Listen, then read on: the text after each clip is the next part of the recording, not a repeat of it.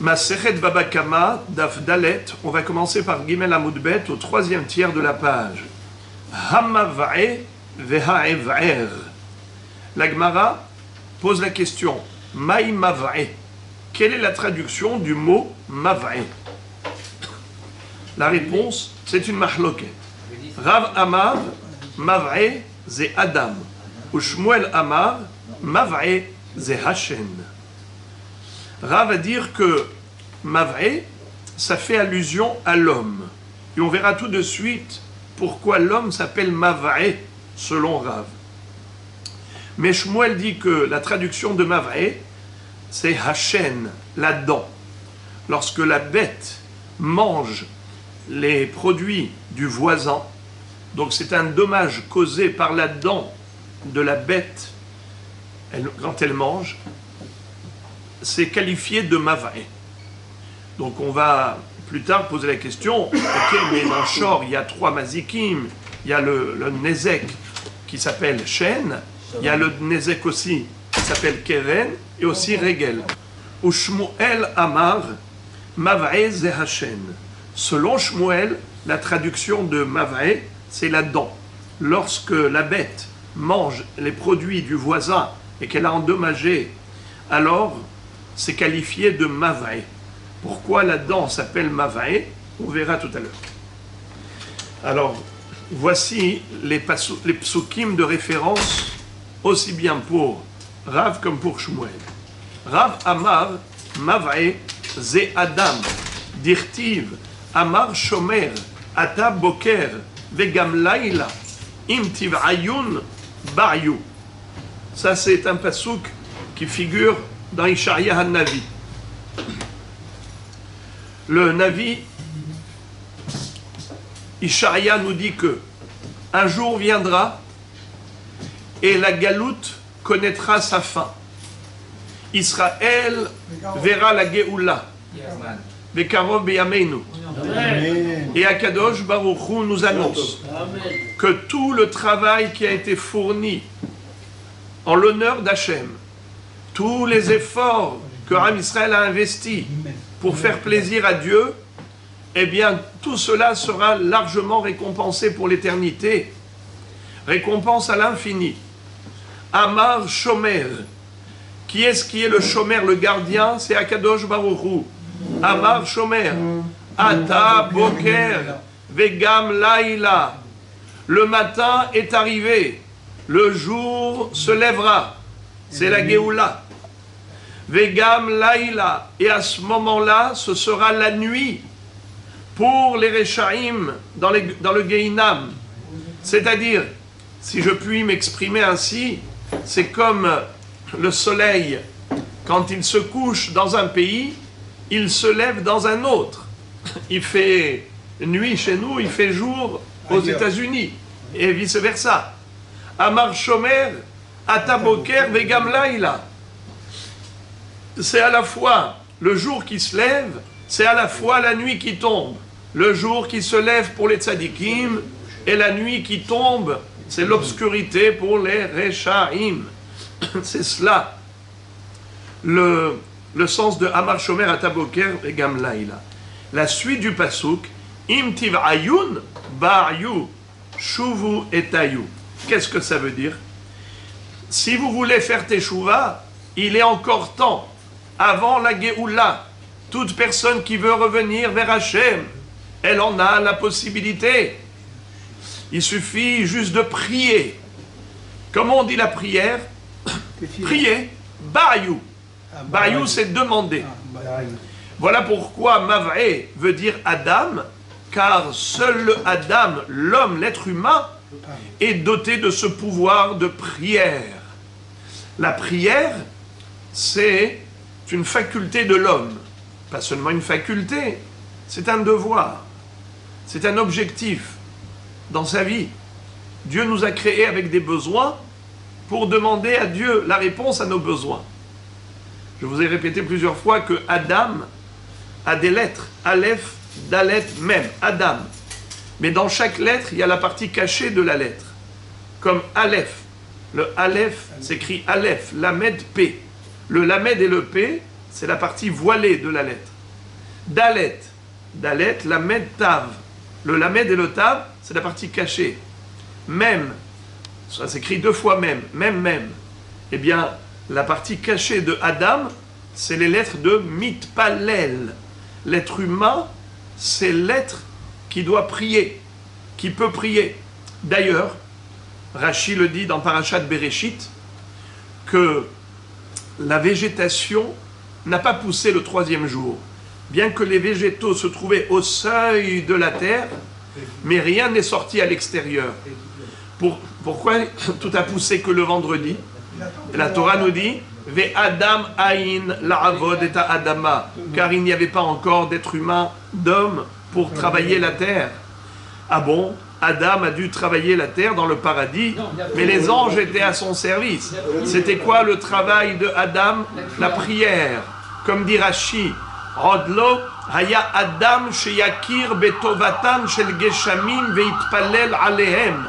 Il n'y avait pas encore d'hommes sur terre qui reconnaissent les bienfaits de la pluie afin de les réclamer, de les demander. Il a fallu que Adam arrive le 6e jour. Quand il a été créé, c'était le 6e jour. Et là, il a dit, Maître du monde, envoie la pluie, s'il te plaît. La pluie est tombée. Immédiatement, toute la végétation a poussé. Tout était là en potentiel, mais tout a été mis en évidence grâce à la prière de l'homme. L'homme est le prieur. La prière, c'est le caractère propre de l'homme. Mav'e ze Adam. Vous voulez faire teshuva? Oui, vous pouvez faire teshuva. Venez, demandez pardon à Hachem, priez, implorez-le, suppliez-le. Vous aurez la réponse à votre appel, à votre demande. Donc, Karov Hachem lechol kore'av lechol asher yikra'uhu be'emet. Alors, voilà pourquoi, selon Rav, Mav'e veut dire Adam, car l'homme demande. Ou Shmuel, il dit que Mav'e ze Hashem. Sur quoi s'appuie-t-il pour dire que Mav'e veut dire la dent? Quel rapport entre la dent et Mav'e? Dirtiv ech nehpesu Esav niv'u matzpunav. Vous savez que Esav était un hypocrite. Esav, il allait poser des questions à son père de Ketzad me'asrin et ateven, Ketzad me'asrin et amelach. Comment fait-on le maaser du sel et de la paille? Waouh, son père dit quel tzaddik. Alors Yitzhak veut le bénir. Un tzaddik pareil, il va soutenir Yaakov Avinu. Quelle merveille. Nachon. Son père s'est marié à quel âge? 60 40 ans. Yitzhak Avinu s'est marié à 40 ans. Alors, qu'est-ce que fait Esav? Il va aller se marier avec Mahalat Bat Ishmael à l'âge de 40 ans. Il dit comme mon père. Mais en fait, ça c'était le mariage officiel. Mais qu'est-ce qu'il faisait? Il allait commettre des actes adultères en volant des femmes de leur mari pour les violer, kidnapper des femmes pour les violer. Ça, c'était ce qu'il faisait sous la table. Mais officiellement, il s'est marié à l'âge de 40 ans. Nahon. Alors, ça c'était l'hypocrite. D'ailleurs, il a été comparé à qui? À Hazir. Le porc, il nous montre ses sabots fendus pour nous faire croire qu'il est cachère. Mais quel est le problème? Et le problème il est intérieur, il n'est pas ruminant, le Hazir. C'est pour ça que le cochon n'est pas cachère, parce qu'il lui manque le siman interne, le siman de ruminement. Il a juste le siman externe. D'accord? Voilà donc Esav. Alors, le jour viendra où Akadosh Baruch Hu va dévoiler toutes les manigances de Esav. Ech nehpesu Esav niv'u matzpunav. Quand Akadosh Baruch Hu va rechercher toutes les malices et les ruses de Esav, alors toutes ces cachotteries vont être dévoilées. Niv'u matzpunav. Tout ce qu'il cache sera dévoilé. Niv'u. Vous entendez les amis? Ce qui est caché sera dévoilé. Niv'u. Ça vous rappelle quoi? Niv'u. Mav'e. Alors maintenant les amis, dans le corps, quel est le membre qui se voile et se dévoile, se voile et se dévoile? C'est la dent. La dent, elle s'appelle Mav'e selon Shmuel, car c'est le membre qui se dévoile et qui est voilé. Qui se voile, qui se dévoile. C'est pour cela que on l'appelle Mav'e. Parce que Mav'e, ça veut dire dévoiler. D'accord? Niv'u matspuna. C'est un pasuk dans Ovadia. Car c'est le prophète Ovadia qui était à l'origine un Édomi, un descendant de Esav, de Édom, qui s'est converti au judaïsme, qui est devenu prophète, et il a prophétisé contre Édom, contre Bene Esav. Ok. Maïmashma, la Gemara dit d'ailleurs, comment tu vois ça que le mot Mav'e, Niv'u matspunav, ça veut dire voiler ou dévoiler. Kedemetangem Rav Yosef, comme Rav Yosef a cité le Targum, Ichdin itbellish Esav itgalian matmerohi. Lorsqu'on va aller rechercher, fouiner chez Esav, eh bien on va découvrir toutes ces cachettes. Alors voilà pourquoi Shmuel a dit que Mav'e c'est Hachem. Interrogation orale les amis. Quel est le passouk de référence pour Rav et le passouk de référence pour Shmuel? Pourquoi Rav a dit que Mav'e c'est Adam et Shmuel a dit que Mav'e c'est Hachem? Chacun a cité un passouk. Rav, un passouk de Ishaïa, et Shmuel, un passouk de Ovadia. Quel est le passouk de Ishaïa? Amar Shomer Ata Boker Vegam Laila Imtiv Ayun Ba'yu Shuvu Etayu. Imtiv Ayun Ba'yu. Si vous voulez demander, vous voulez prier, il est encore temps. Donc, comment on appelle l'homme? Le prieur. Mav'e ze Adam. Et Shmuel, qui a dit que Mav'e ze Hashem, c'est la dent de la bête qui mange. Sur quoi s'est-il appuyé? Sur le passouk de Ovadia. Alors Niv'u, qui veut dire découvrir, dévoiler ce qu'il a caché, c'est cachotterie, eh bien, Mav'e, c'est quoi qu'on trouve dans le corps humain qui se cache et qui se dévoile? C'est la dent. Dans la prière. C'est quoi Comment? Dans la prière, qu'est-ce qu'il a voulu nous... Ça c'est grave. Oui, j'ai compris, mais qu'est-ce qu'il a voulu nous apprendre dans la prière comme les... Que l'homme est prieur, par excellence. Donc, si on doit qualifier un homme d'un caractère qui le caractérise, eh bien, c'est la prière. Alors maintenant, Rav et Shmuel s'opposent. Selon Rav, Mav'e, ça veut dire Adam, et Shmuel dit que Mav'e c'est Hachem, mais chacun s'est appuyé sur une autre référence. Et les deux se sont appuyés sur des psukim. Alors maintenant, la question se pose. Alors pourquoi ils s'opposent? Chacun devrait être d'accord avec l'autre, puisqu'il n'a pas dit n'importe quoi, il a cité un pasuk. Lisons. Vérav, Maïtamal a marqué Shmuel. Rav, pour quelle raison il n'est pas d'accord avec Shmuel pour dire que Mav'e c'est Hachem? A priori, Shmuel s'est appuyé sur un pasuk. Niv'u matspunav. Amar lecha mikatane niv'e. Rav te dit, je ne peux pas être d'accord avec Shmuel. Certes, il a cité un pasuk, mais selon le pasuk de référence, alors le Tana aurait dû dire niv'e et non pas Mav'e. Mav'e, c'est la forme active. Niv'e, c'est la forme passive. L'homme qui prie, eh bien, il est actif.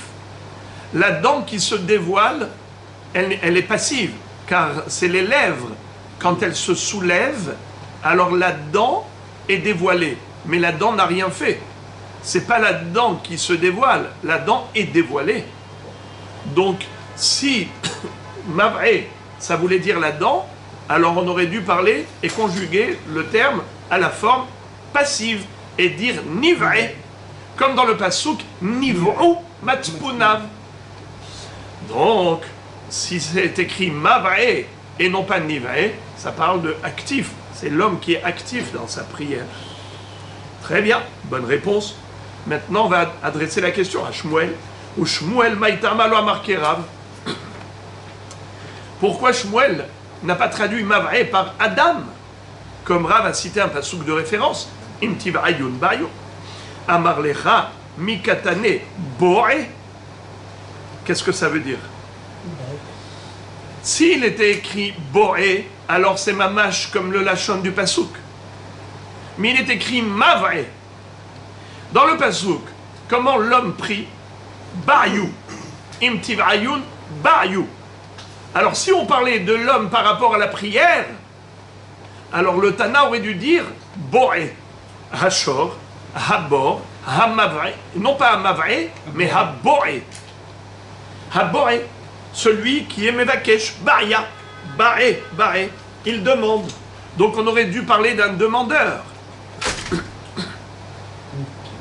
Pourquoi est-ce qu'on a parlé de Mavré? Mavré, c'est conjugué un peu différemment.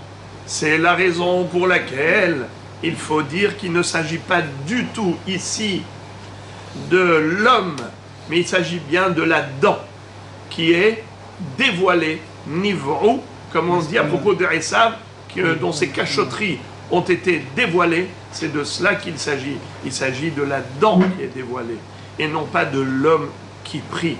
Car si c'était l'homme qui prie auquel le Tana faisait allusion, eh bien il aurait été droit au but.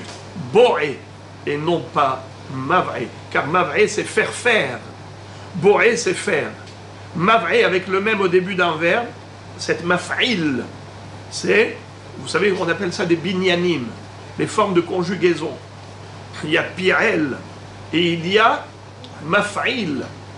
Maf'il. Il y a nif'al, comme niv'u matspuna, c'est le binyan nif'al. Subir, être fait.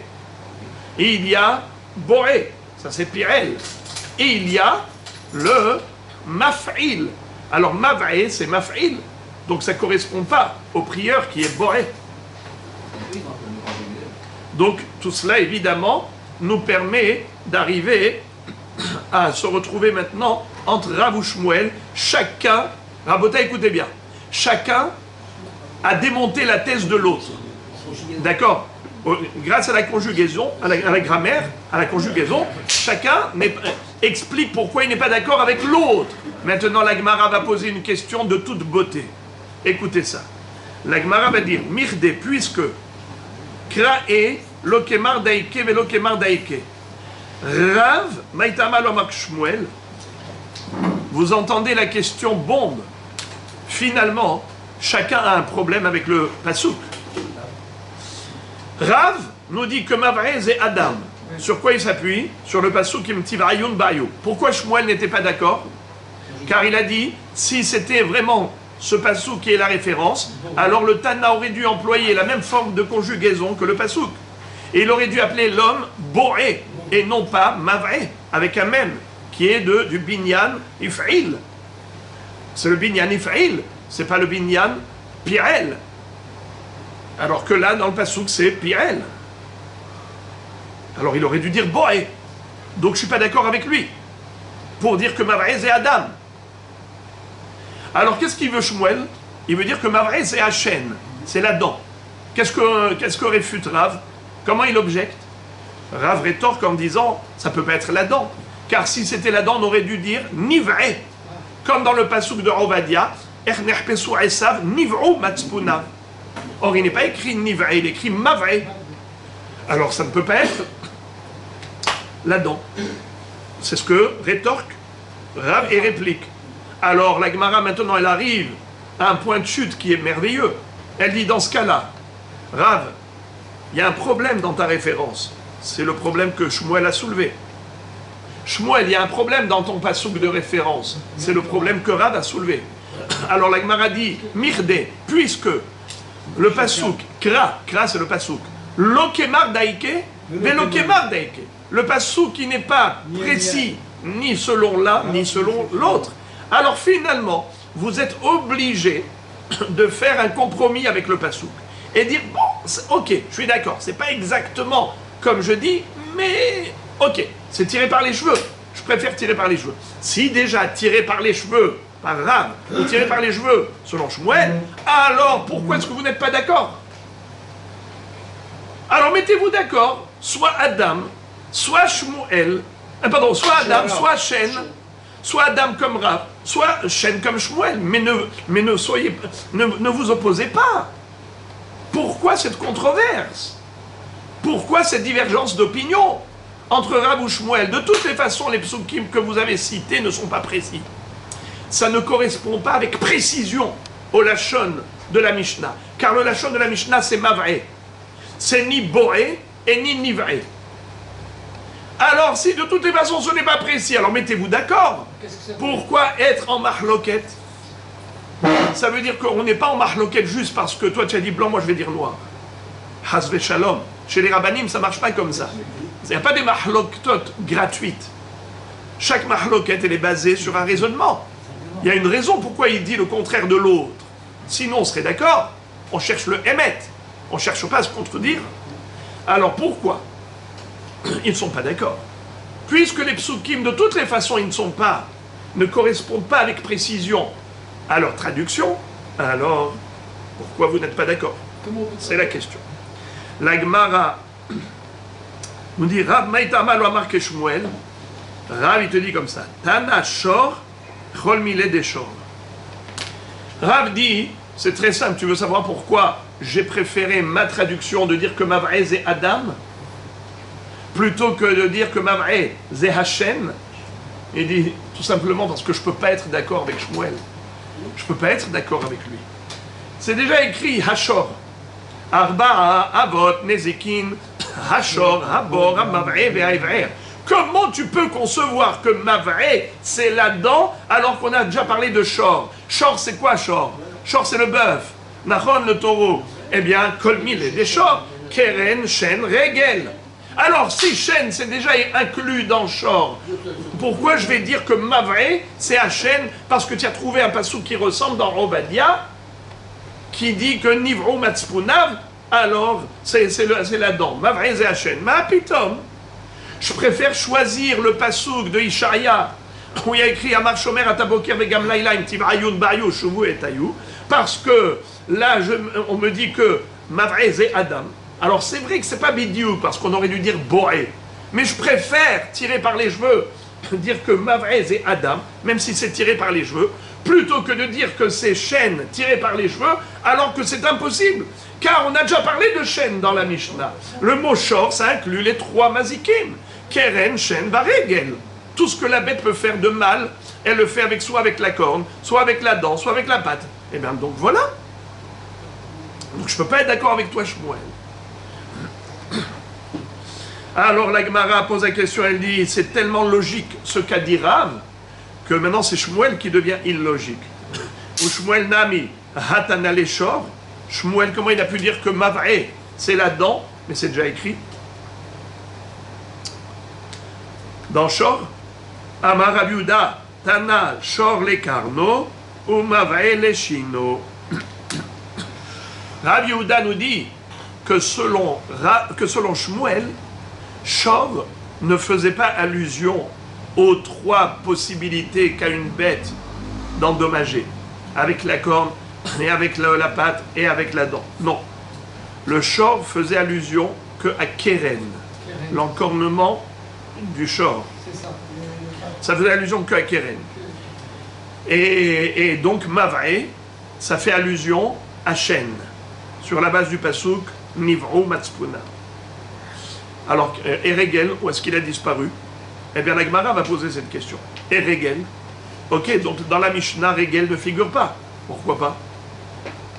C'est la question qu'on va poser. Mais déjà, je voudrais vous dire, en préambule, que pour l'instant, c'est une première version des paroles de Shmuel, mais plus tard, la Gemara va corriger, et elle va dire que la vraie version des paroles de Shmuel, c'est pas Shor lekarno ou Mav'e leshino. Finalement, la Gemara va dire que Shor, ça fait allusion à Regel, et Mav'e à Shen. Pour l'instant, elle est en train de dire que Shor, ça fait allusion à Keren. Mais après, elle va dire que non, Shor, c'est Regel, pas Keren. Quelle est la différence? Vous allez voir. D'accord? Quelle est la différence? Je ne sais pas si j'anticipe ou pas pour que vous n'ayez pas de suspense. Allez, quand vous êtes sympa aujourd'hui, pour pas que vous ayez de suspense. Keren et Regel, la différence entre eux, c'est que Keren, les 3 premières fois, il ne paye que Hatsi Nezek, parce qu'il est short-tam. Alors que Regel, depuis le début, il paye plein pot. D'accord? Shen, depuis le début, il paye plein pot. Il n'y a que Keren, l'encornement, où on dit short-tam, il paye que Hatsi Nezek. 1, 2, 3. D'accord? Ce n'est qu'après qu'il devient un short Mu'ad qui payera le plein tarif. D'accord. Mais pour l'instant, oubliez ce que je viens de vous dire. On va aller progressivement, étape par étape. Et vous allez voir comment après la Gemara va balayer cette première version pour arriver à la vraie version des paroles de Shmuel. Et on commence. Amar Rav Yehuda, Tana, Shor les Karno, ou Mav'e les Chino. Le Tana, quand il a dit Shor, ça voulait faire allusion à Keren, et Mav'e fait allusion à Shen. Vehachi Ka'ama. Et donc, maintenant il faut comprendre la suite de la Mishnah. Je vous invite, les amis, à regarder la première Mishnah, s'il vous plaît. Regardez la première Mishnah au début de Baba Kama. Arba'a avot nezikin. Hashor, vehabor, vehamav'e, vehaevaer. Deuxième ligne. Lo hare hashor, ke hare hamav'e, velo hare hamav'e, ke hare hashor. C'est-à-dire, le shor ne ressemble pas à Mav'e, et Mav'e ne ressemble pas à Shor. Que ça veut dire ça? Pour l'instant, on ne comprend pas. Mais vous allez comprendre ça dans une seconde. Velo zevazé, sheyesh baem ruach hayim, kehare ha'esh, she'en bo ruach hayim. Et les deux, le Shor et le Mav'e, ils ne ressemblent pas à Esh. Car le feu, pourquoi ils ne ressemblent pas à Shor et Mav'e? Car Shor et Mav'e, tous les deux, ils ont un souffle de vie. Ce sont des êtres vivants. Alors que le Esh, Enbo Ruach Hayim, n'a pas de souffle de vie. Le Esh, ce n'est pas un élément vivant. Velo Zevazé, chez Darkan, l'Elech ou les Hazik, Keare Abor Shendarko, l'Elech ou les Hazik. Et les 3, je compte avec les doigts. Hashor, Ha, aidez-moi. Hashor, non, Abor, Hashor, Hamav'e, Ve, Haesh. Hashor, Hamav'e, Ve, Haesh, ils ne ressemblent pas à bord. En quoi ils ne ressemblent pas? Par quoi ils se distinguent? C'est qu'ils sont mobiles, alors que le bord est immobile, il est fixe. Qui est-ce qui se déplace? Le Shor, le Mav'e, le Esh. Même le Esh qui n'a pas de souffle de vie, malgré tout, il se déplace avec le vent, n'est-ce pas? Donc, Velo Zevazé, chez Darkan, les lech ou les hazik, Kehare Habor, Shen Darko, les lech ou les hazik. Les 3, ils ne ressemblent pas au bord qui, lui, ne se déplace pas pour faire du mal. C'est la victime qui est tombée dans le bord qui était immobile. Ce n'est pas le bord qui a été vers la victime. Alors que le Esh, il va vers la victime. Il va aller brûler, incendier. Le Shor, il va vers la victime. Le Mav'e aussi. Très bien. Alors prenons la traduction. La traduction de Shmuel. Qu'est-ce qu'il a dit Shmuel? Shor, les Carnot, et Mav'e, les Chino, les frères et les amis. Shor, c'est quoi? D'après Shmuel, d'après la traduction qu'on vient de voir maintenant cette version, c'est quoi Shor? Keren, l'encornement. Mav'e, c'est chêne, manger. La bête qui mange les fruits du voisin. Ou elle encorne le taureau du voisin. Ou elle encorne la voiture du voisin. D'accord? Alors maintenant les amis, quand on dit lo zevazé, lo reizé ke reizé, lo reiya shor ke reiya mav'e, lo hareya shor ke hareya mav'e, velo hareya mav'e ke hareya shor, velo zevazé sheyesh bahem ruach hayim ke hareya eshel bo ruach hayim, velo zevazé shedarkan lelech ou lehazik ke hareya bor shen darko lelech ou lehazik. L'un ne ressemble pas à l'autre, et l'autre ne ressemble pas à l'un, et les deux ne ressemblent pas au troisième, et les trois ne ressemblent pas au quatrième. Qu'est-ce qu'on veut? Qu'est-ce que la Mishnah veut dire par là? Merci, Toda Rabba. Je sais très bien que Réhouven ne ressemble pas à Shimon. Merci. Qu'est-ce que la Mishnah veut dire par là? Elle veut dire une chose. C'est que normalement, la Torah n'a pas besoin de se répéter. Elle donne une halakha une fois, ça devient un binyan av. Ça devient une règle générale. La Torah aurait pu économiser plusieurs phrases en écrivant une fois que lorsqu'une personne a causé un nézek à l'autre, lorsqu'une personne a causé un dommage à autrui, elle se doit de payer des indemnités. À partir du moment où on l'a dit une fois, maspik, t'as pas besoin de me dire la même chose pour Keren, la même chose pour Shen, la même chose pour Esh, qu'il a allumé. Lui, il a allumé un feu. La même chose pour le bord qu'il a creusé. Pourquoi tu as besoin de te répéter? Tu m'as enseigné le principe. Le principe s'appelle la responsabilité. Un homme est responsable de tous les préjudices qu'il a causés, de tous les dommages qu'il a déclenchés. Point à la ligne. Tu me l'as dit dans un cas, et je l'applique à tous les cas de figure. Ça s'appelle binyan av, vekatu vehad. Une fois que la Torah me l'a dit, elle m'a enseigné le principe, je l'applique à tout. Pourquoi elle se répète? C'est à cette question que la Mishnah répond. Elle répond sans donner d'explication, et c'est à nous casser la tête. Elle nous dit, tu veux savoir pourquoi la Torah s'est répétée? Elle a écrit dans Shor, elle a écrit dans Mavré, que l'homme doit payer un dédommagement. Pour le Nézek du Shor, pour le Nézek du Mavré. Tu veux savoir pourquoi elle avait besoin de l'écrire dans les deux? Parce que le Shor ne ressemble pas au Mavré, et Mavré ne ressemble pas au Shor. Et les deux, qu'est-ce qu'ils ont de commun?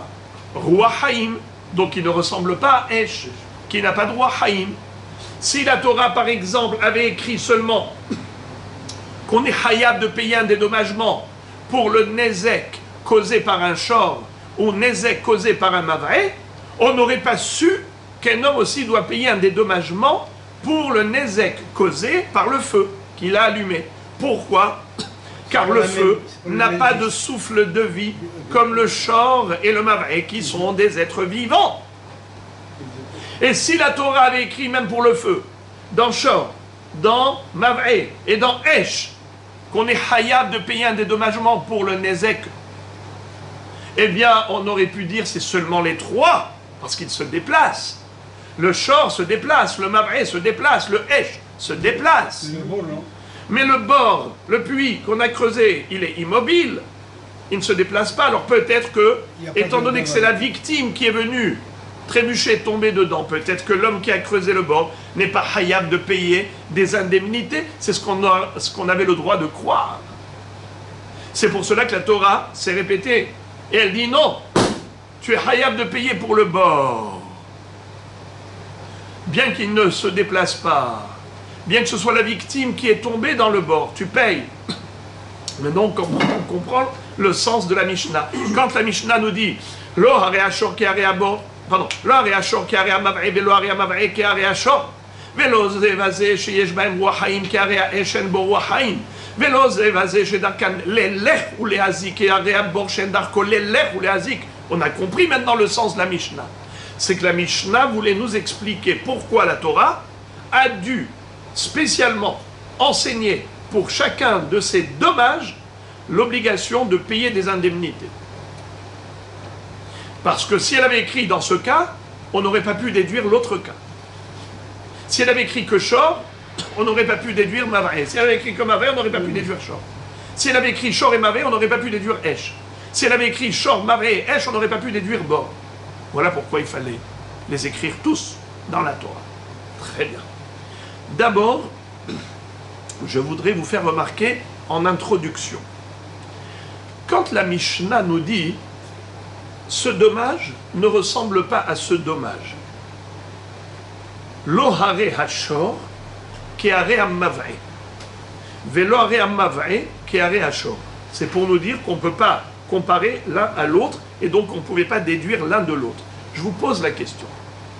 La Mishnah, qu'est-ce qu'elle met en numéro 1 et qu'est-ce qu'elle met en numéro 2? est-ce qu'elle met en numéro 1 la référence et numéro 2 ce qu'on voulait déduire, le dérivé, ou bien c'est l'inverse? Elle met le dérivé en numéro 1 et en numéro 2 la référence. C'est une devinette, mais vous pouvez connaître la réponse par la suite de la Mishnah. La référence. Elle met comment, la référence en numéro 1 ou en numéro 2? Numéro 1. La vote en En numéro 1. Bravo. Quelle est votre preuve? Vous avez dit, mais vous aviez une chance sur 2 de vous tromper. Mais vous avez dit juste, la référence est en numéro 1. Et le dérivé qu'on veut comparer, c'est en numéro 2. Mais quelle est votre preuve? C'est par rapport à Rav et Shmuel. Non, non. Dans la Mishnah même, vous avez une preuve. Quand tu parles de Shor, Bravo! Bravo! La suite de la Mishnah, quand on a dit Velo zevazé sheyesh bahem ruach haim, kehareha eshen bo ruach haim. Vous voyez que qu'est-ce qu'elle met en numéro 1? Le zevazé sheyesh bo ruach haim, kehareha eshen bo ruach haim. C'est-à-dire que tu te poses la question, pourquoi la Torah avait besoin d'écrire que celui qui allumait un feu, le Hesh, il est obligé de payer un dédommagement pour l'incendie causé par son feu, mais tu aurais pu le déduire par comparaison avec Shor et Mavré. Qu'est-ce qu'on te dit? Non, Shor et Mavré, c'est spécial. En quoi c'est spécial? Ruachaim. Parce qu'il y a un souffle de vie dans le Shor et dans le Mavré, alors que le feu n'est pas vivant, n'est pas un être vivant. Donc tu vois que la Mishnah, quel est l'ordre qu'elle a adopté? D'abord, elle met en avant la référence, et ensuite, elle met le dérivé, c'est-à-dire l'élément qu'on voudrait comparer à la référence. On a une référence, et maintenant on voudrait appliquer le même din qu'on a trouvé dans cette référence à un autre cas. Et on te dit, non, cette référence-là, elle est spéciale. Tu ne peux pas l'appliquer, le din de cette référence, tu ne peux pas l'appliquer à un autre cas. Par exemple, elle te dit Lo zevazé shejbem ruach hayim, kearea eshen bo ruach hayim. Tu ne peux pas comparer les deux au feu.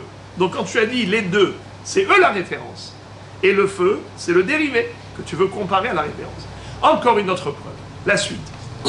Velo zevazé shedarkan leilech ou lehazik, kehare habor. Et tu ne peux pas comparer celui-là et celui-là et celui-là au bord. Pourquoi? Car ces trois-là, Shor, Mavré, Esh, ils se déplacent. Ils sont mobiles. Ils vont vers la victime. Alors que le bord, il est immobile. C'est la victime qui vient vers le bord, l'obstacle. Tu vois pareil? Qu'est-ce qu'elle a pris en premier lieu? D'abord la référence. Et ensuite le bord qu'on veut comparer à la référence. D'accord, les amis? Donc on est clair là-dessus. Alors, maintenant, pourquoi je tiens à ce que vous compreniez cela? L'ordre chronologique, la chronologie de la Mishnah, pourquoi c'est important? Pour comprendre maintenant la phrase de la Gemara. Quand on a écrit dans la Mishnah, Lo harea shor, ke harea mav'e, Velo harea mav'e, ke harea shor. Le shor ne ressemble pas au mav'e, le mav'e ne ressemble pas au shor. Déjà, c'est quoi shor et c'est quoi mav'e? Mahloket. Selon Rav, shor, c'est Keren, Shen, Regel. Mav'e, c'est Adam. Selon Shmuel, shor, c'est Keren. Seulement, Keren, d'après Rabbi Yehuda, Keren. Et Mav'e, c'est Shen. Alors, quand on dit, selon Shmuel, on va prendre Shmuel maintenant, oublions Rav, qui a dit que Mav'e, c'est Adam. Prenons Shmuel. Shmuel, lui, qu'est-ce qu'il dit? Shor, c'est Keren, l'encornement. Mav'e, c'est Shen. Donc, quand la Mishnah dit Lo harea shor ki harea mav'e, Velo harea mav'e ki harea shor, en d'autres termes, la corne ne ressemble pas à la dent ne ressemble pas à la corne. Ça veut dire, le dommage causé par la corne ne ressemble pas au dommage causé par la dent. Et le dommage causé par la dent ne ressemble pas au dommage causé par la corne. Dites-moi maintenant, qu'est-ce qu'on veut dire par là? On veut dire pourquoi, on veut répondre à une question. Quelle question? Pourquoi la Torah avait besoin d'écrire les deux? Pourquoi la Torah avait besoin d'écrire que l'homme est obligé de payer un dédommagement pour l'encornement et il est obligé de payer un dédommagement pour la nourriture qu'elle a mangée dans le champ du voisin? Elle a mangé des fruits et légumes dans le champ du voisin, alors le propriétaire de la bête doit payer pour tout ce qu'elle a mangé. N'est-ce pas? Alors les amis, pourquoi la Torah avait besoin de le dire? Qu'elle me dise qu'il est hayab de payer un dédommagement pour l'encornement, et je peux déduire de là que c'est pareil si elle a mangé. Pourquoi la Torah avait besoin de se répéter? Je dis non, lohare hachor keare amavre. Le shor, l'encornement, le shor, on vient de dire que c'est quoi shor? D'après Shmuel, keren, l'encornement. L'encornement, c'est spécial. Tu ne peux pas comparer la consommation d'une bête à un encornement de bête. On verra tout de suite pourquoi. Et puisque c'est spécial, on ne pouvait pas comparer. Voilà pourquoi il fallait écrire aussi Shen.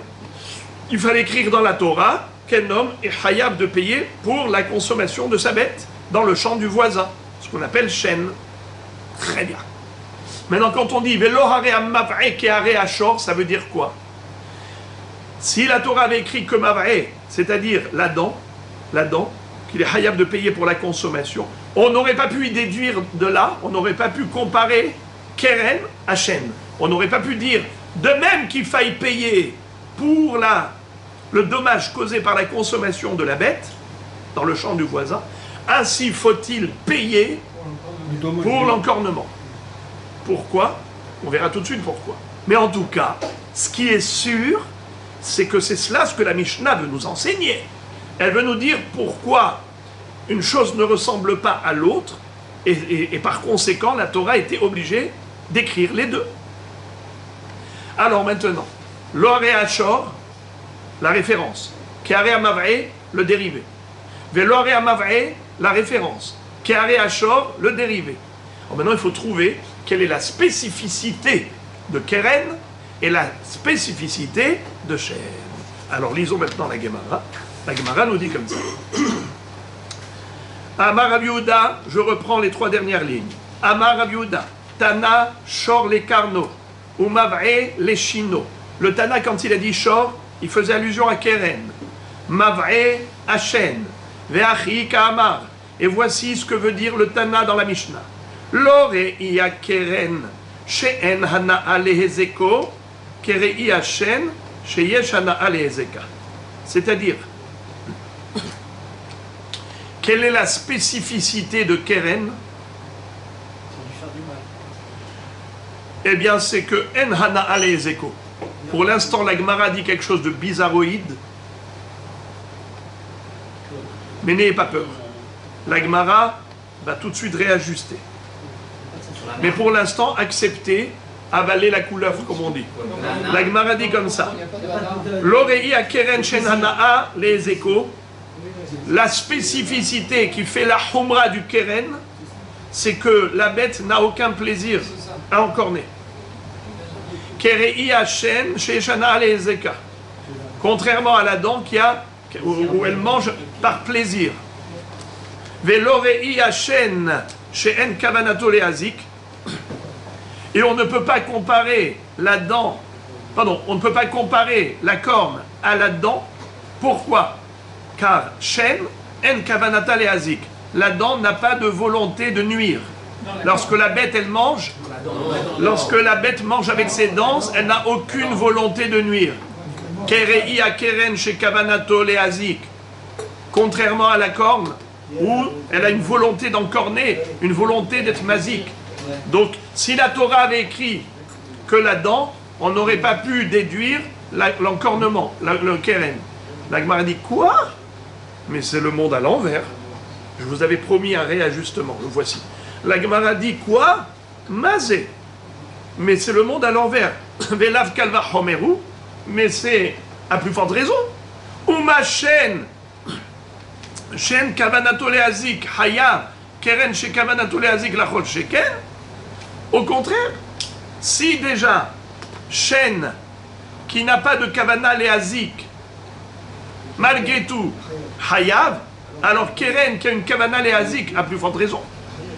Justement, kavana léazik, c'est une raison de condamner le propriétaire de la bête encore plus. Parce que quand elle mange par plaisir, alors elle a fait que par plaisir. Mais quand c'est juste casser pour casser, encorner pour encorner, kavana léazik, ça c'est une raison de hiyuv et pas une raison de ptour. Ça c'est une raison de condamnation à payer. Alors j'ai pas compris, comment tu m'as dit? Si la Torah avait écrit par exemple que Shen, je n'aurais pas pu déduire Keren. Pourquoi? Parce que Shen, elle n'a pas de kavana léazik. C'est normal qu'il paye. Mais Keren, il y a une kavana léazik. Alors j'aurais pu penser qu'il ne paye pas. La Gemara dit, mais c'est le monde à l'envers. Au contraire, si déjà Shen, qui n'a pas de kavana léazik, il est chayav, a plus forte raison Keren. Alors Rabotai Rashi dit que cette même question, on aurait pu la poser même dans la phrase précédente. Quand on a dit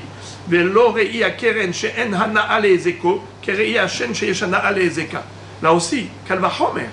Au contraire, si déjà Keren qui n'a pas de Hana'a dans le Nezek, il n'y a aucun plaisir en encornant, malgré tout, il est hayab de payer, à plus forte raison que quand il a du plaisir en mangeant, c'est sûr qu'il est hayab de payer. Alors c'est le monde à l'envers. Tout cela, ça nous pousse à quoi? À un réajustement. En fait, la version était erronée. Voici la vraie version.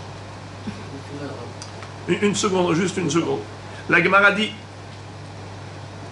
avant d'arriver au réajustement, la Gemara tente d'abord de répondre à cette question.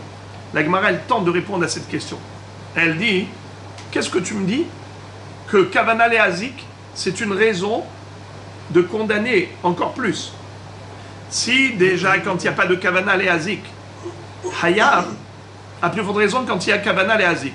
En d'autres termes, si déjà dans Shen, où il n'y a pas de Kavana Léazik, il faut payer un dédommagement, à plus forte raison que pour Keren, où il y a Kavana Léazik, c'est sûr qu'il faut payer un dédommagement. La Gemara dit, c'est pas vrai.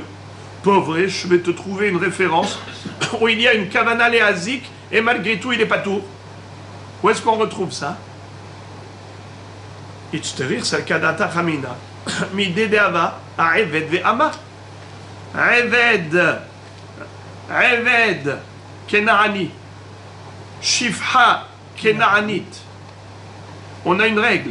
Eved ve'ama, la femme gab de Kavanatan Leazik, afilo achi petire, Hanami loshna. Vous le savez que,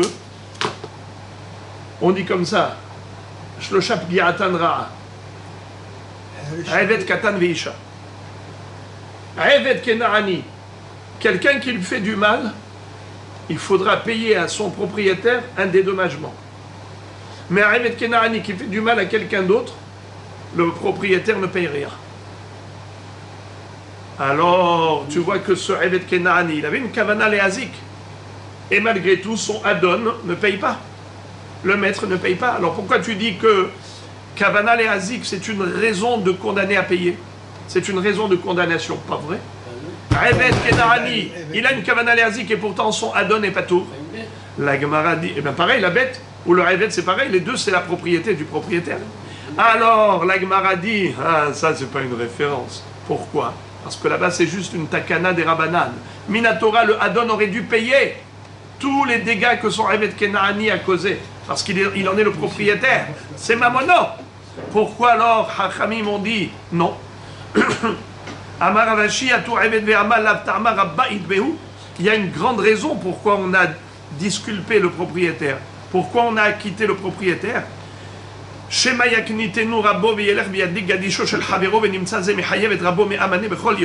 C'est-à-dire, c'est trop facile. Le Eved Kenaani, à chaque fois que son maître l'énerve, il va aller, par exemple, casser 3 voitures. Il casse une Rolls-Royce, une Chevrolet et une limousine. Son Adon, il doit payer maintenant toutes ses voitures. Et comme ça, il s'est vengé. Pourquoi? Parce qu'il lui a dit qu'il fallait nettoyer un peu mieux la table. Et alors, il s'est énervé. Et il va maintenant, chaque jour, il va aller lui faire des crasses comme ça. Comment? eh bien il va aller tout casser et c'est le Hadon qui paye. Hachamim m'ont dit, eh bien le Hadon ne paye pas. Monsieur Eved Kenani ne croit pas que tu as un bâton dans la main pour frapper ton maître. Tous les jours tu vas aller causer des dommages et ton maître il va payer. Parce que c'est trop facile ça. Alors pour pas que le Eved Kenani en profite, Hachamim m'ont dit au Eved Kenani, ça sert à rien. Si tu vas aller casser, sache que tu vas rien gagner. Pourquoi tu vas aller casser la voiture de l'autre? C'est quelque chose à gagner? Je vais me venger de mon maître. Je vais me venger de lui. Tu ne vas pas te venger de lui, de toute façon il ne payera pas. Les Hachamim l'ont acquitté. Étant donné que les Hachamim l'ont acquitté, donc il ne va pas s'en servir comme un bâton pour frapper son maître. Alors, Behemet, Kavana Leazik du Eved Kenani, c'est pas une raison de le disculper, Minatora, c'est que Miderabanan. Merci beaucoup. Sheme yaknitenu rabbo, venimtsa ze mechayev et rabbo me'amane bechol yom. De peur que son maître l'énerve, et lui il va aller condamner son maître à payer tous les jours 1 million me'amane. Comment? Il va tout casser, son maître va payer. C'est pour cela que les Hachamim l'ont acquitté. Mais sinon, dans l'absolu, Kavana Leazik, c'est une raison de condamnation. On reste dans la couchière. Et la parichachi. La Gemara, maintenant, elle va faire le réajustement. Et la parichachi. Qu'est-ce que la Mishnah voulait dire? Quand la Mishnah dit Lo hare ashor, ke hare amavre, ve lo hare amavre, ke hare ashor. Ça veut dire, si la Torah avait écrit shor, c'est quoi shor, les amis? Keren. Bravo. On n'aurait pas pu déduire chêne. Et si la Torah avait écrit chêne, on n'aurait pas pu déduire keren. Quelle est la spécificité de keren, qui fait de lui quelque chose de spécial? Et quelle est la spécificité de chêne, qui fait de chêne quelque chose de spécial? Et donc on n'aurait pas pu comparer. Regardez. Lor et ya keren chez kavanato lehazik, kere ya chêne chez en kavanato lehazik. Ah, maintenant, c'est logique. Maintenant, c'est bon. Si la Torah avait écrit seulement Keren, on n'aurait pas pu déduire chêne. Pourquoi? J'aurais dit, tu veux savoir pourquoi il est condamné à payer pour l'encornement de Keren? C'est parce que Keren, il fait avec Kavana Lehazik. Tandis que chêne, il mange naturellement, sans aucune Kavana Lehazik. Il n'y a aucune volonté d'endommager quoi que ce soit. La bête, elle va manger tout simplement, naturellement. Alors que Keren, elle va avec une Kavana Lehazik. Étant donné que il y a une Kavana Lehazik, on aurait pu penser que c'est seulement pour Keren que le Hadon doive payer un dédommagement à son voisin. Mais si sa bête avait mangé dans le champ du voisin, on aurait pu penser qu'il est patour, parce qu'il n'y a pas de Kavana Lehazik. Voilà pourquoi la Torah devait écrire aussi qu'il est hayab de payer pour chêne. Parce que sinon on n'aurait pas pu comparer chêne à Keren. Car Keren c'est Kavana Lehazik et chêne c'est pas Kavana Lehazik. Alors maintenant la question se pose à l'envers. Alors tu peux écrire juste chêne et c'est pas la peine d'écrire Keren. Et on va dire Kalba Homer. Si déjà chêne qui n'a pas de Kavana Lehazik, Hayav, à plus forte raison Keren où il y a Kavana Lehazik, c'est sûr qu'il doit être Hayav. Pourquoi la Torah avait besoin d'écrire les deux? Alors on se dit Velo rei Hashen sheyeshana alezeko kereya keren shenana alezeko. Il dit non. Si la Torah n'avait écrit que chêne, on n'aurait pas pu déduire keren. Pourquoi? Car il y a une spécialité dans chêne. Hana'a, les échos. La bête, elle le fait par plaisir, alors que keren, elle n'encorne pas par plaisir. Et alors, en quoi c'est une raison de condamnation plus quand c'est par plaisir? Il y a deux raisons. Primo, c'est que la bête, elle cherche régulièrement à se faire plaisir. Alors que nuire, elle ne cherche pas tout le temps. Ça veut dire encorner, c'est pas quelque chose qu'elle fait tout le temps, la bête. Manger, elle mange tout le temps. Le plaisir qu'elle recherche, elle le recherche tout le temps. Alors la Gemara a remis les pendules à l'heure et elle dit, et la parichachi, voilà comment faut-il comprendre le sens de la Mishnah. Lor et iya keren chez kavanato lehazik, kereya shen chez en kavanato lehazik. Si la Torah n'avait écrit que keren, en disant que le propriétaire de la bête doit payer pour les dommages causés par l'encornement, nous aurions pu croire que c'est spécialement pour le keren, car il y a une kavana léazik. La bête, elle a une volonté de faire du mal. Mais pour Shen, j'aurais pu penser qu'il n'y a pas d'obligation à payer un dédommagement lorsque la bête a mangé normalement dans le champ du voisin, vu qu'elle n'avait aucune kavana léazik. C'est pour cela qu'il fallait écrire aussi Shen. Et si la Torah avait écrit uniquement Shen, alors on aurait pu penser que c'est que pour Shen qu'il faille payer un dédommagement, mais pas pour Keren. Pourquoi? Shen Yeshana Ale Zeko, car elle le fait par plaisir. Et alors que Keren, c'est pas par plaisir. En quoi c'est une raison de condamner le propriétaire de la bête à payer parce qu'elle fait par plaisir? Primo, c'est que le plaisir, ça l'attire. Une bête, elle recherche tout le temps son plaisir. Donc à chaque fois qu'elle a faim, elle va manger. Donc le propriétaire le sait. Donc il doit faire attention. Alors qu'en cornée, elle n'a aucun plaisir. Et puisqu'elle n'a aucun plaisir, donc le propriétaire, le pauvre, il a été surpris. Quand elle a encorné, il s'y attendait pas du tout. Quand elle fait une chose par plaisir, le propriétaire ne peut pas dire « Oh, je ne savais pas qu'elle allait manger les légumes du voisin. » Mais pourquoi tu ne savais pas? Pourquoi tu ne sais pas qu'elle cherche son plaisir? Ah, mais je ne savais pas qu'elle allait rouler sur les fruits du voisin. Pourquoi tu ne savais pas? Tu ne sais pas qu'elle aime bien des matelas avec amortisseur pour se rouler? Et je ne savais pas qu'elle allait lui casser le mur en se grattant le dos avec. Pourquoi tu ne sais pas que dès qu'elle a des puces dans le dos, elle cherche avec quoi se frotter? Un homme averti en vaut deux. Double responsabilité. Tandis que Keren, on aurait pu penser qu'il est pas tour. Pourquoi? Parce qu'il peut dire, elle n'a aucun plaisir à encorner, je ne savais pas qu'elle allait le faire. Je m'y attendais pas du tout. J'ai été choqué que ma bête qui était tellement douce, docile, du coup elle devienne sauvage. Alors on aurait pu penser qu'il n'est pas tour, il ne paye rien du tout. C'est pour ça que la Torah elle avait besoin d'écrire que oui, il est khayab de payer. C'est ça l'oharezé qui a arésé, l'oharezé qui a arésé. L'oharé achor qui a aré amavé, mais l'oharé amavé qui a aré achor. Ok les amis? La Gemara maintenant pose une question, elle dit Veregel mai shire? Je comprends pas. D'après toi, Shmuel, tu as très bien tiré ton épingle du jeu, Shmuel. Tu m'as dit que Shor, ça fait allusion à Keren. Ma vraie traduction, Shen. Et c'est quoi l'oharezé qui a arésé? Tu m'as bien expliqué. L'oharé hashor, qui est Keren, chez Kavanato Leazik, qui a aré Hashen, Shen Kavanato Leazik. Veloharé Hashen, chez Yeshana Leezeko, qui a aré à Keren, chez Enana Leezeko. Toda Rabba is very good. Tout marche comme sur papier musique. Et Regel, Shiré. Qu'en est-il d'une bête qui a piétiné en marchant et qui a cassé tous les vases de cristal et toute la vaisselle en porcelaine du voisin? Quoi? Le Tana l'a oublié? Pourquoi le Tana n'en a pas parlé d'après toi, Shmuel? On a parlé de Keren, on a parlé de Shen, et Regel, Maï, Shiré. Il a laissé Shiraim. La Gemara répond très joliment. Kshéizik, Ravamazik, Leatouye Regel.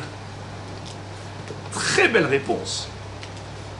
C'est mentionné par allusion. Regardez s'il vous plaît, je vous invite à regarder la Mishnah, la première Mishnah de Maseret Baba Kama.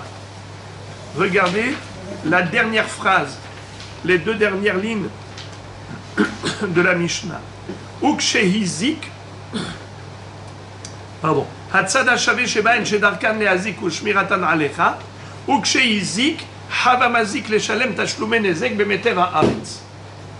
Le point commun entre tous ces avot nezikin, c'est que c'est des éléments qui ont l'habitude de faire du nezek, et donc tu as la responsabilité de les surveiller.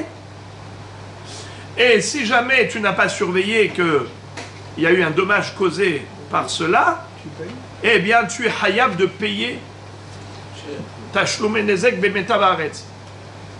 Meilleur paiement.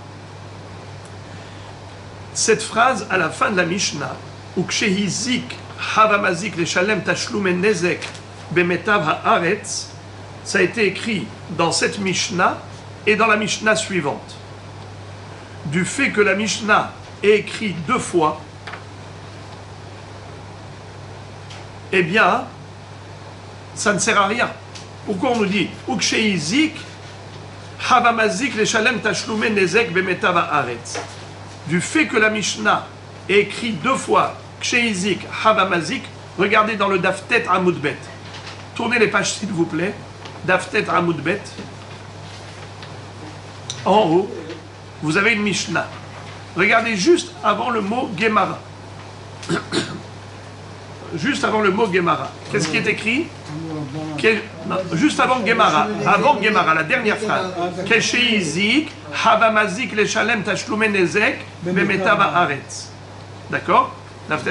Et c'est exactement la même phrase qu'on vient de voir à la fin de notre Mishnah, dans le Daf Bet.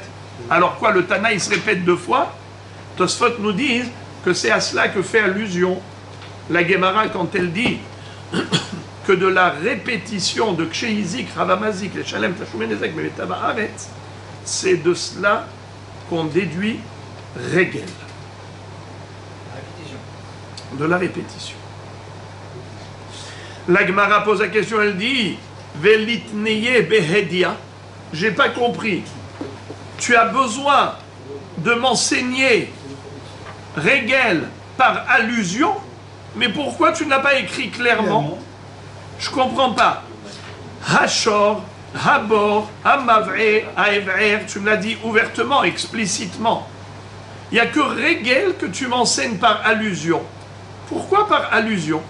Mais dis-le-moi clairement, comme pour les autres avot. Velit neye behedia. Pourquoi juste une allusion? Pourquoi ne pas le dire clairement? Et là, Amar Rava. Alors Rava va dire différemment de Rav Yehuda. Et là, Amar Rava, Tana shor le raglo maveleshino. C'est-à-dire, selon Rava, qu'est-ce que Shmuel voulait dire? Shor, c'est pas Keren. Shor, c'est Regel. Shor, ça fait allusion à Regel, pas à Keren. Et Mavre, c'est Shen. Alors maintenant, comment tu comprends la Mishnah qui avait dit Lo hare Ashor, Kare Amave, Lo hare Amave, Kare Ashor? Maintenant, ça change tout. Shor ne veut plus dire Keren, Shor veut dire Regel. Alors maintenant, tu dois m'expliquer toute la Mishnah selon cette nouvelle traduction. Alors, que veut dire la Mishnah? Ve'achikama, lo re'iya regel she'ezekamatsui kereya shen she'en ezekamatsui, ve'lo re'iya shen she'shana ezeko kereya regel she'en ana ezeko. Qu'est-ce que ça veut dire? La Gemara nous dit le sens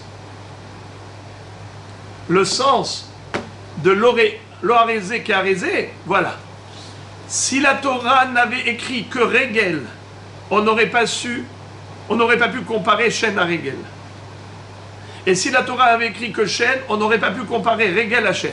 C'est-à-dire, si la Torah avait écrit qu'on est hayab de payer pour le dommage causé par Regel, on aurait dit, tu veux savoir pourquoi il est hayab de payer? C'est parce que les ekomatsui. Le dommage de Regel, il est fréquent, car la bête, elle marche tout le temps. Donc fréquemment, elle casse des choses en marchant. Voilà pourquoi il est hayab de payer. Mais Shen, elle ne mange pas tout le temps. Elle ne mange que lorsqu'elle a faim. Alors on aurait pu croire qu'il ne doit pas payer. Si jamais sa bête a mangé les fruits du voisin, peut-être qu'il n'est pas hayab de payer, parce que ce n'est pas aussi fréquent que marcher. Alors on aurait dit, quand est-ce que le propriétaire est tenu responsable pour les dommages de sa bête? C'est seulement pour des dommages qui sont fréquents, comme ce qu'elle fait en marchant. Mais manger, peut-être qu'il n'est pas hayab. Pour ça qu'il fallait écrire clairement dans la Torah qu'il est hayab de payer, même pour le dommage causé par la consommation de sa bête. Et si on avait écrit dans la Torah que Shen et pas Regel, on aurait pu penser que pourquoi il est hayab de payer pour la consommation de sa bête, c'est parce qu'elle mange par plaisir. Et une bête, évidemment, elle cherche à se faire plaisir. Donc ça, c'est tout à fait normal qu'il paye, premièrement, parce qu'elle cherche à se faire plaisir, Donc c'est sûr qu'en voyant des légumes, elle va les manger dans le champ du voisin. Mais régel, c'est pas sûr qu'elle va marcher sur le... comment on appelle ça? Sur la vaisselle en porcelaine du voisin. Elle n'a aucun plaisir à le faire. Donc j'aurais pu penser que... Et là, il n'est pas tour. Nahon. Étant donné que il n'y a pas de hana'a dans régel, il n'y a aucun kiff. Il n'y a aucun kiff pour elle à casser. J'aurais pu penser qu'il n'est pas tour. C'est ça la raison pour laquelle la Torah a dû écrire qu'il est hayab. Donc, maintenant, selon Rava, tout rentre dans l'ordre selon Shmuel. C'est-à-dire, Shor fait allusion à quoi? Pas à Keren, comme avait dit Rabbi Yehuda au nom de Shmuel. C'est Regel, Shor les raglo. Et Mav'e, c'est Shen, les Shino. Shor les raglo, Mav'e les Shino. Et pourquoi est-ce qu'on n'aurait pas pu apprendre l'un de l'autre? Lo hare Shor qui hare Mav'e, lo hare Mav'e qui hare Shor, car chacun a sa spécificité. Quel est le caractère de Regel? Ezeko Matsui. Quel est le caractère de Shen? Hana'a le Ezeko. Et donc on n'aurait pas pu comparer l'un à l'autre. C'est pour ça que la Torah avait besoin d'écrire les deux. Très bien. Maintenant, la Gemara pose une question qui saute aux yeux. Veregel Mai Shire. Et alors, qu'est-ce qui se passe avec Keren? Ok, selon Shmuel, on a parlé de Shor, les raglos. Mav'e, Shino. Et Keren? Le Tana l'a oublié. Réponse. Sheizik Havamazik Latouye Keren. La même réponse qu'avant.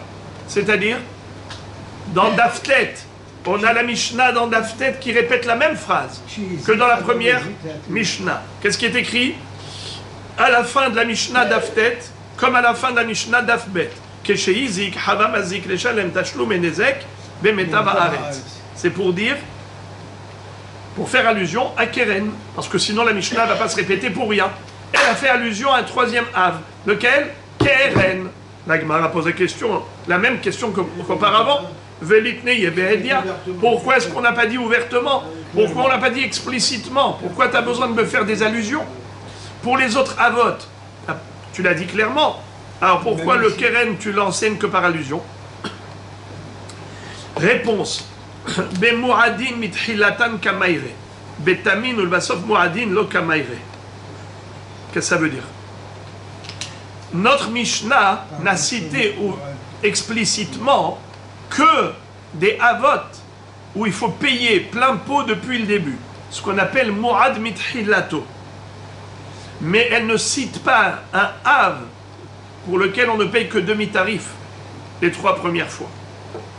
Voilà pourquoi Keren, on n'a pas voulu le mettre au diapason, le mettre au même niveau que les autres, pour justement comprendre que le din de Keren est différent de tous les avot. Tous les avot, on paye combien depuis le début? Plein pot.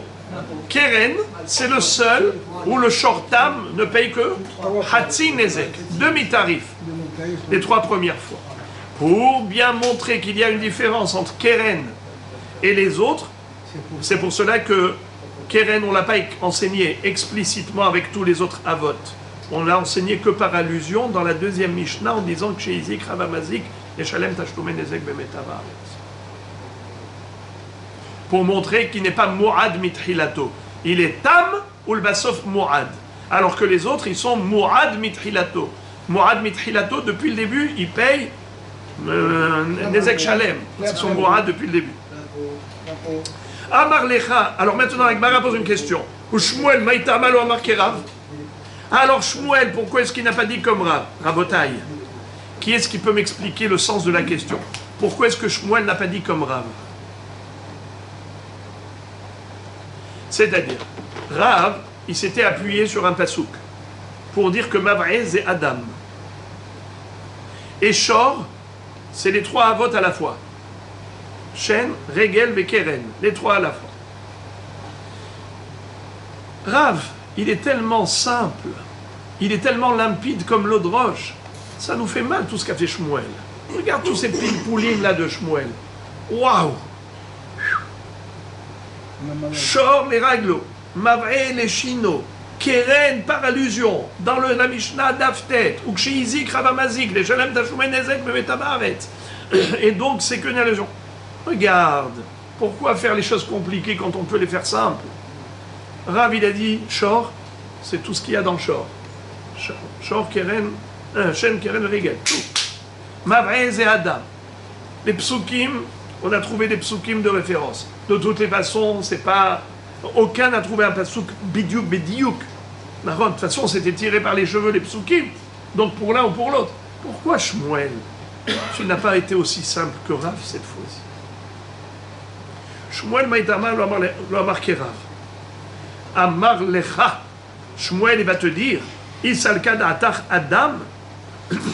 Si tu penses que Rav a raison, qu'est-ce que Rav a dit? Mavrez et Adam. Comment il a traduit Mavrez, Rav? Adam. Shmuel, qu'est-ce qu'il dit? Mavrez, c'est Shen. Il lui dit, si on prend en considération la traduction de Rav, ça veut dire que Mavrez, c'est Adam. Excuse me. Adam, il figure dans une autre Mishnah. Hakatane Sefa. Shor HaMu'ad, Veshor HaMazik, Birshut HaNizak, Veha Adam. Qu'est-ce que ça veut dire? Ouvrez s'il vous plaît, Daf Tetvav Amud Bet. Tournez les pages les amis, Daf Tetvav Amud Bet. Vous avez une Mishnah. En bas c'est écrit Hamisha Tamin, Hamisha Mu'adin. Il y a 5 dommages qui ont un digne de tam. Les 3 premières fois, on ne paye que demi-tarif. Et il y en a 5 qui sont mu'adim. On paye un plein pot. Alors regardez. Hamisha tamin, hamisha mu'adim. C'est quoi qui est tam? Abema ena mu'edet, loligah, veloligof, velolishor, velolirbotz, velolivrot. Vous entendez? Oui. C'est en bas. Daftetva vamudbet en bas. Alors, c'est quoi les 5 dommages pour lesquels on dit qu'ils sont tam, que la bête elle est tam et on paye que demi-tarif?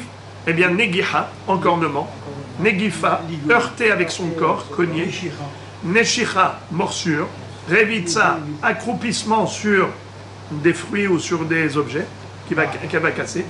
Berita, c'est quoi berita? Berita, c'est des coups de patte. D'accord? Alors, ça, c'est les 5 dommages où on paye que demi-tarif les 3 premières fois. Maintenant, c'est quoi les dommages où on paye plein pot? Hachen, Mu'edet, Lechol et Taraouila. Si la bête, elle a mangé ce qui est normal qu'elle mange, comme des fruits et légumes, si par exemple elle a mangé de la vaisselle, il paye combien? Hatzin Nezek, parce que c'est bizarre, c'est comme l'encornement où on a dit que c'est bizarre. Les 3 premières fois c'est étrange, paye que demi-tarif. Manger de la vaisselle c'est étrange, donc c'est demi-tarif. Mais c'est pour ça que la Mishnah elle dit, il paye plein pot que si elle a mangé des choses normales, qui sont comestibles pour la bête. Hashem mu'edet lechol et taraouila. 1. Haregel mu'edet lishbor bederech ilucha. 2. Si elle marche et qu'elle piétine et casse. Les shor hamu'ad, 3. Les shor hamazik bershot hanizak. C'est d'après Rabbi Tarfon, ça fait 4. Vea Adam, c'est ça qui nous intéresse. Vea Adam et l'homme qui est mazik. Combien l'homme paye les 3 premières fois où il a été mazik? Demi-tarif ou plein pot? Plein pot. Donc il est mu'ad. Alors écoutez bien les amis, on nous a dit 5 tam et 5 mu'ad. C'est qui le 5e des mu'adim? Adam. Alors Shmuel dit, tu vois que Adam, on l'a cité explicitement dans une Mishnah d'Aftetvar. Alors pourquoi tu veux dire que Mavré c'est Adam? Ça ne sert à rien. Mavré, tu ne peux pas me dire que Mavré c'est Adam, car Adam il a déjà été cité clairement plus tard.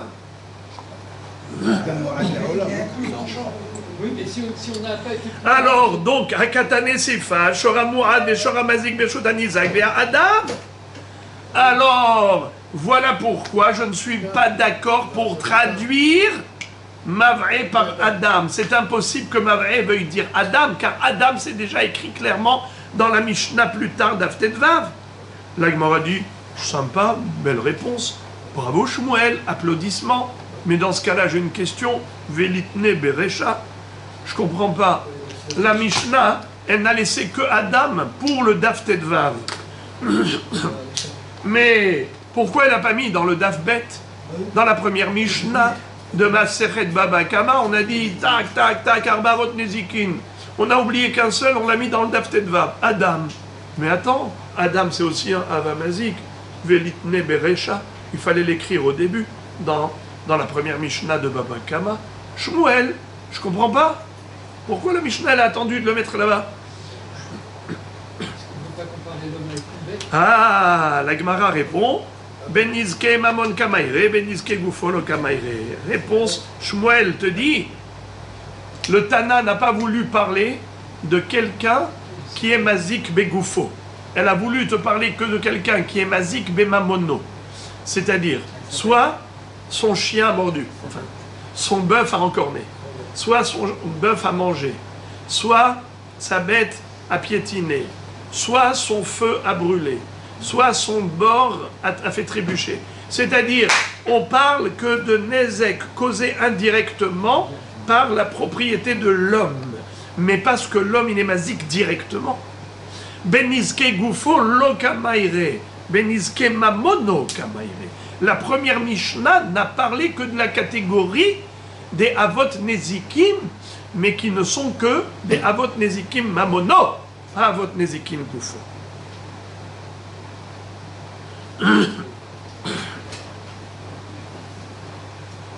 La Gemara pose une question.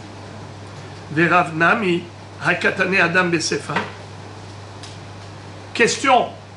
Rav, il connaissait les Mishnayot par cœur, pas moins que Shmuel. Alors s'il connaissait la Mishnah, dans Daf Tedva où il y a écrit Veha Adam, pourquoi il a traduit Mav'e par Adam? Ça ne sert à rien de l'enseigner deux fois. C'est déjà écrit clairement Veha Adam dans Daf Tedva. Donc c'est sûr que Mav'e ça ne veut pas dire Adam. Mav'e, ça veut certainement dire, comme a dit Shmuel, Shen, et ainsi de suite. Je dis non.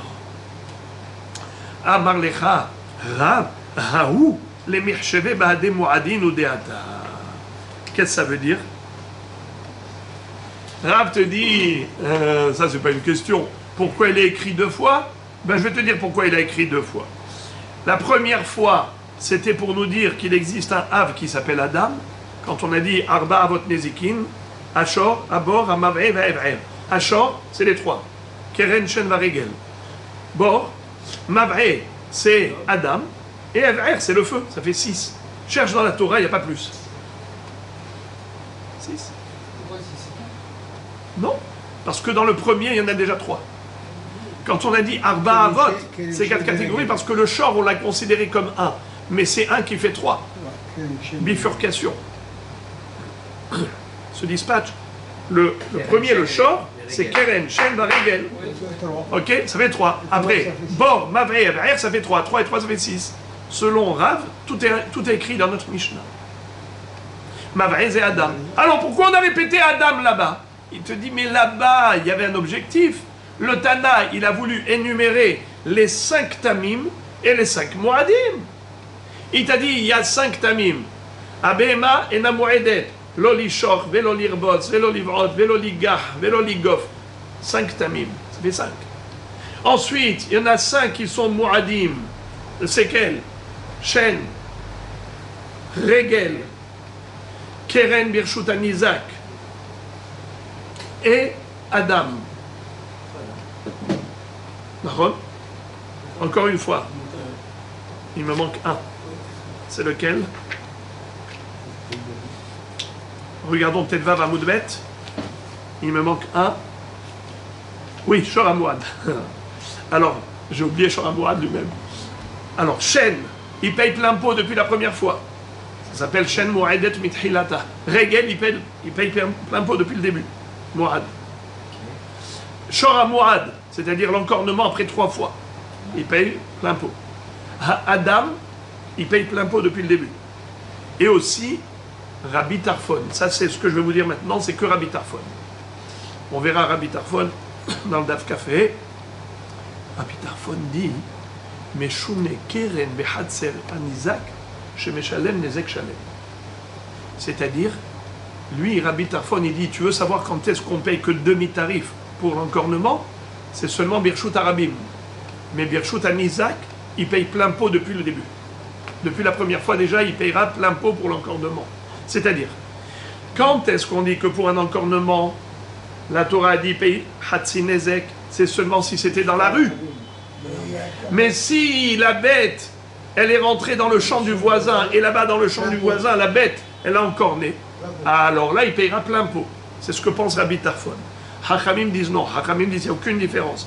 Dans le champ du voisin, ou comment on appelle ça, dans le Shtarabim, toujours c'est que Hatzinezek. Mais en tout cas, la Mishnah, elle va l'appeler Rabbi Tarfon. Et qu'est-ce qu'elle dit, la Mishnah? Elle dit Keren, le Shoramazik Birshut Anizak. Shoramazik Birshut Anizak, ça veut dire Keren dans le Reshut du Nizak. Nizak, c'est celui qui a subi le dommage. Nezek Shalem depuis le début. Alors, c'est quoi les 5 Moadim, encore une fois?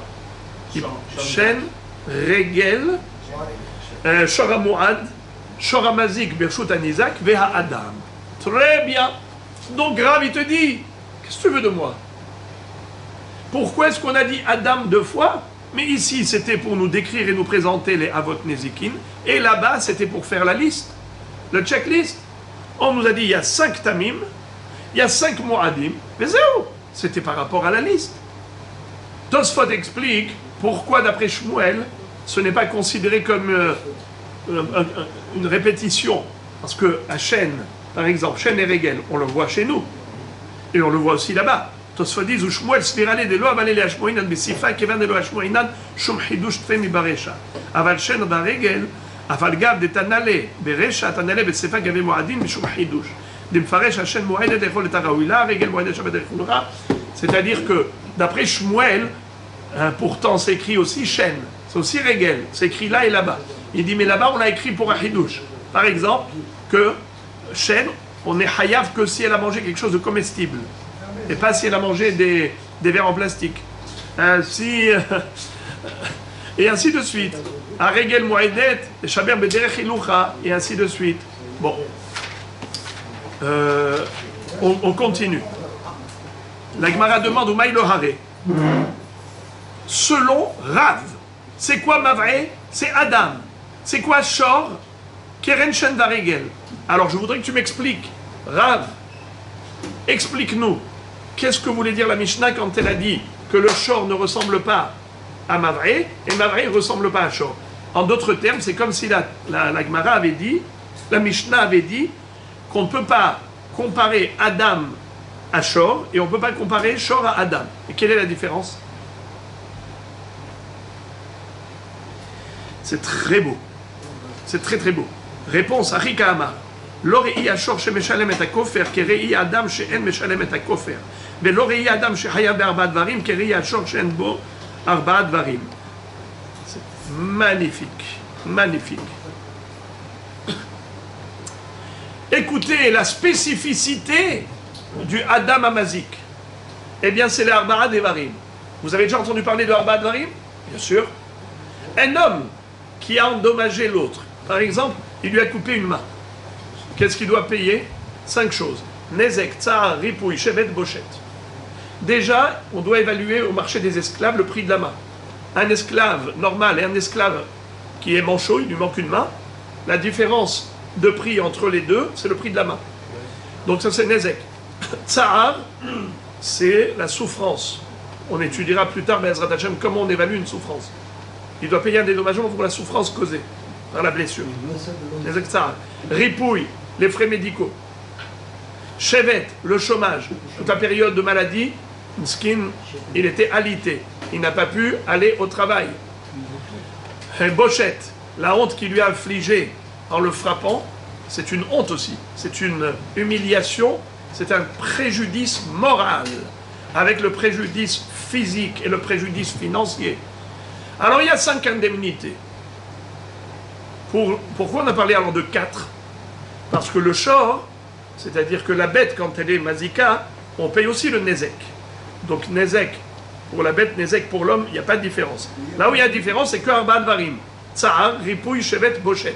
Lorsque la bête du propriétaire a endommagé le corps du voisin, il ne payera que le nezek. Mais il ne payera pas le tsahar, il ne payera pas le shevet, brochet et ripouille.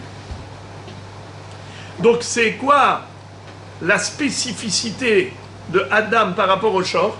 Arba'a Dvarim. Si la Torah n'avait écrit que Adam, est-ce qu'on aurait pu déduire Shor? Non! Car tu dis, Adam, il est Chayav et Arba'a Dvarim. Le Shor, non. Donc j'aurais pas pu savoir, j'aurais pas pu comparer Shor à Adam. Et inversement, si on avait écrit que Shor, est-ce qu'on aurait pu déduire Adam en disant, si déjà pour le Shor, tu dois payer un dédommagement, à plus forte raison, si toi-même tu as été mazik, c'est sûr que tu dois payer un dédommagement. Pourquoi on n'aurait pas pu comparer? Eh bien parce qu'il y a le kofer. Vous avez déjà entendu parler de kofer? Oui. Qu'est-ce que c'est que kofer? Kofer, c'est une indemnité que les héritiers, pardon, une indemnité qu'on doit payer aux héritiers. Par exemple, le taureau de Réhouven a tué Shimon. Mais ce taureau de Réhouven avait déjà tué 3 hommes. Mais il a réussi à chaque fois à s'échapper, parce que normalement on l'aurait lapidé depuis la première fois. Shoran Iskal. Dès qu'un taureau tue quelqu'un, on le lapide. Mais imaginons, il s'est enfui, il s'est égaré, on n'a pas rattrapé. Deuxième fois, il a tué encore quelqu'un, il s'est enfui. Troisième fois. Ah là, maintenant, après 3 fois, il devient Shora Mourad, le grand tueur, le taureau en corner tueur. Eh bien, ce criminel-là, s'il va encore tuer quelqu'un, figurez-vous que son propriétaire va devoir payer aux héritiers le kofer. Il doit payer une indemnité au kofer. On évalue le prix de la personne et il paye le kofer. Non, pas kefel, kofer, le prix de la personne. Alors, il doit payer le prix de la personne. Est-ce que c'est la personne qui est morte ou bien est-ce que c'est le prix de la personne qui est propriétaire du shop?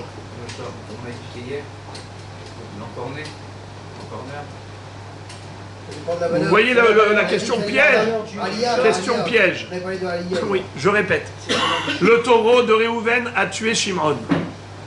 Maintenant, Réhouven, il doit payer aux héritiers de Shimon le kofer. C'est quoi le kofer? La valeur de l'homme. La valeur de l'homme. De quel homme? L'homme tué ou l'homme tueur? L'homme tueur aussi. L'homme tueur. L'homme tueur. Comment on l'a vu C'est une mahloquette entre les Tanaïm. Alors, il y a ceux qui disent que c'est... Il y a ceux qui disent que c'est d'aimer Nizak et il y a ceux qui disent que c'est d'aimer Mazik. Est-ce que c'est le prix de l'homme tué? C'est-à-dire que ils ont, en quelque sorte, si on peut s'exprimer ainsi, ils ont fait perdre aux héritiers leur père, par exemple. Le père, il avait une valeur au cours du marché, dans le marché, en tant qu'esclave. Combien il coûte? Eh bien, c'est le prix de leur père en tant qu'esclave. Par exemple, leur père, il avait un gabarit de 1,80 m de haut sur 80 cm de large, musclé comme ça, et il coûtait tant en tant qu'esclave, ou bien s'il est un gringalet, à peine chétif et menu, et il peut écouter moi, bien c'est le prix de ce qui coûterait, ce qu'il aurait coûté au marché des esclaves. Mais Rabbi Ishmael beno shel Rabbi Yochanan ben Broka Omer, Dmemazik bedemazik shaiminan.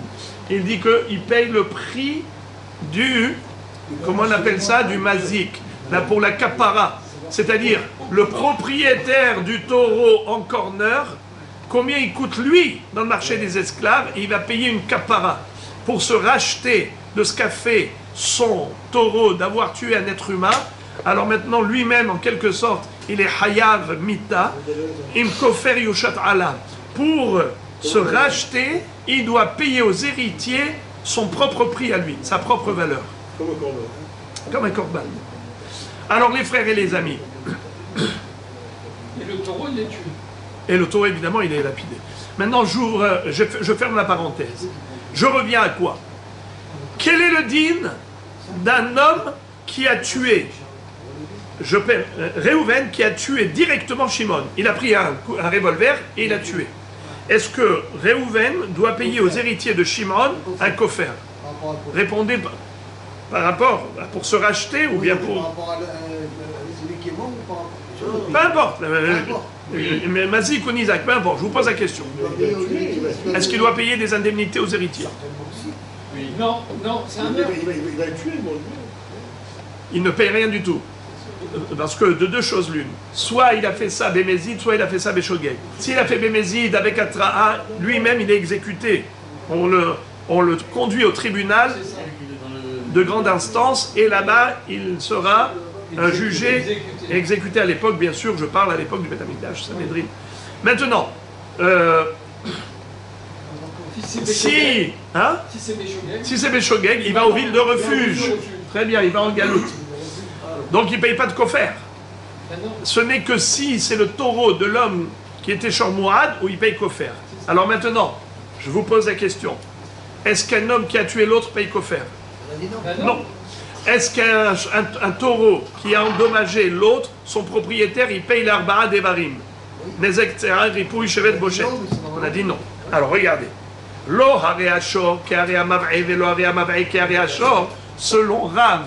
Qu'est-ce que veut dire la Mishnah quand elle a dit si la Torah avait écrit qu'on est hayav de payer un dédommagement que pour Shor, pourquoi on n'aurait pas pu déduire Adam? Lo Hare Ashor, Ke Hare Adam. Parce que Mav'e, d'après lui, ça veut dire Adam. Qu'est-ce qu'il a de mieux le Shor que le Adam? Kofer. On n'aurait pas pu déduire le Hiyuv de payer un dédommagement pour Adam Amazik parce que le Shor, il a une spécificité que le Adam n'a pas. C'est quoi? Le Kofer. Et pourquoi on n'aurait pas pu déduire aussi qu'un homme, il est Hayab de payer Nezikin du Shor? Pardon, on n'aurait pas pu déduire que Shor est Hayab de payer Nezikin comme le Adam. Pourquoi? Parce que Adam, il est Hayab Be'arba'a Devarim, alors que Shor, il n'est pas Hayab Be'arba'a Devarim. Donc on n'aurait pas pu comparer Shor à Adam ou Adam à Shor. Voilà le sens de la Mishnah quand elle a dit Lohare. Répétons. Arikama. L'orei Ashor she meshalem et kofer, kerei Adam she en meshalem et kofer. Velorei Adam she hayab be'arba'a devarim, kerei Ashor she en bo arba'a devarim. Atzad hashave shebahen, shedarkan lehazik. Maintenant, la Gemara pose une question, elle dit, selon Rav, j'ai une kushia. Comment Rav peut comprendre la suite de la Mishnah? Il est écrit, Atzad hashave shebahem, le point commun aux 4 avot, à tous les avot, c'est quoi? Chez Darkan et Hazik. C'est pas vrai. Pechi Shor Darko et Hazik. Est-ce qu'un Shor, il a le derech d'être mazik? C'est pas vrai. On a dit qu'un Shor, il n'encorne pas naturellement. La preuve, c'est que les 3 premières fois, il est Shor Tam, il ne payera que Hatsi Nezek. Sous-entendu que l'encornement, c'est pas quelque chose de naturel. Pourquoi la Mishnah a dit que l'encornement, c'est quelque chose de naturel, c'est pas vrai?